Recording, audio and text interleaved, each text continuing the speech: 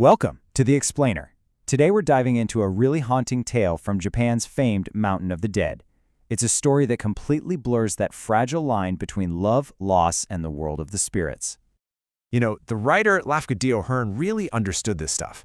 These aren't just your average ghost stories. At their core, they're about human emotions that are just so powerful they refuse to fade away, even after death. So, to really get this story, first we need to understand the place it comes from, a landscape where the spiritual and the physical worlds are said to be one and the same. This is Osorezan, and yet this is a real place in Japan. It's stark, it's beautiful, and it's kind of terrifying. It's believed that the sulfurous wind that blows here literally carries the whispers of spirits who have passed on. Our story is set in a small hamlet, kind of nestled right into the spiritual landscape, a place where every single gust of wind is thought to carry some kind of message from the other side. Okay, so our story begins with a woodcutter named Tetsuro. He's caught in this absolutely fierce winter storm that feels way more like an omen than just bad weather. The wind is just howling, right? But then he hears a cry rising from it, and this cry is way too human for him to just ignore. So he follows the sound out into the blinding snow. And there he finds a pilgrim. She's one of the many travelers on a sacred journey to Osorezan, and she is clearly near death from the cold. Now, this is where a really powerful local superstition comes into play. It was absolutely forbidden to turn away a pilgrim, especially one so close to the mountain. If you did, you were risking the wind's curse, a disaster that people believed could destroy your entire family. So, following both that old tradition and, well, his own good heart, Tetsuro doesn't even hesitate. He just lifts the woman and carries her all the way back to the safety of his home. As she recovers by his fire, this woman of, unearthly beauty finally speaks, and she tells him her name is Aoi. And with Aoi's arrival, this unexpected peace and prosperity settles over not just Tetsuro's home, but the entire valley. It's pretty amazing. Tetsuro and Aoi fall deeply in love. They get married, they have a child, and for 5 years, everything just flourishes, as if it's all under some kind of divine blessing. I mean, the villagers are totally convinced she's a gift from the mountain itself.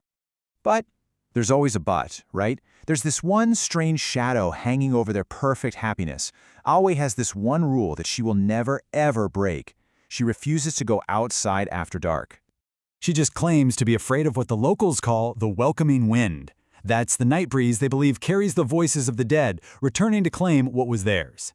So in the 5th winter, that beautiful world they've built together, it all starts to unravel, and it begins with a single, chilling question.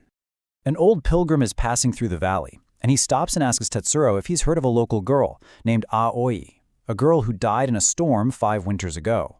The pilgrim reveals that this girl's final, desperate wish, which was channeled through a spirit medium on Osorezan, was to have a child of her own. And this is such a classic element in these tales, The spirit or yurei is often tied to our world by some powerful, unfulfilled emotion. You can just imagine Tetsuro's heart freezing solid with this revelation.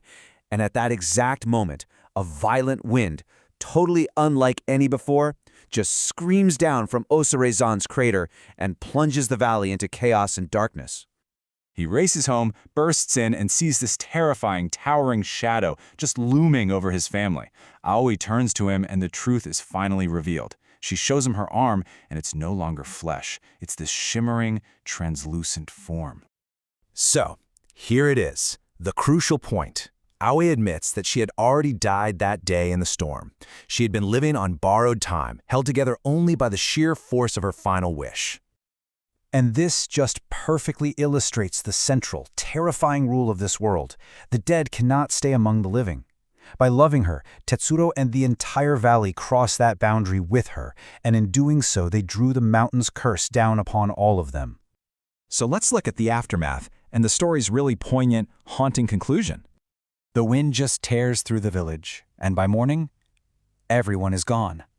Later travelers find them, lying peacefully in the snow as if they had all just fallen asleep.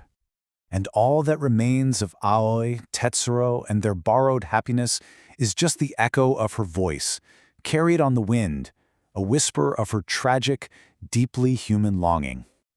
It's just a powerful reminder that Osorezan isn't just a place of fear. It's a place where huge emotions like love and sorrow, they become part of the landscape itself. They linger in the very air you breathe. And, it leaves us with this final thought. When we feel that faint echo of a story, that quiet note of sadness or beauty inside us, maybe it's not just a tale. Maybe it's a memory, asking to be heard.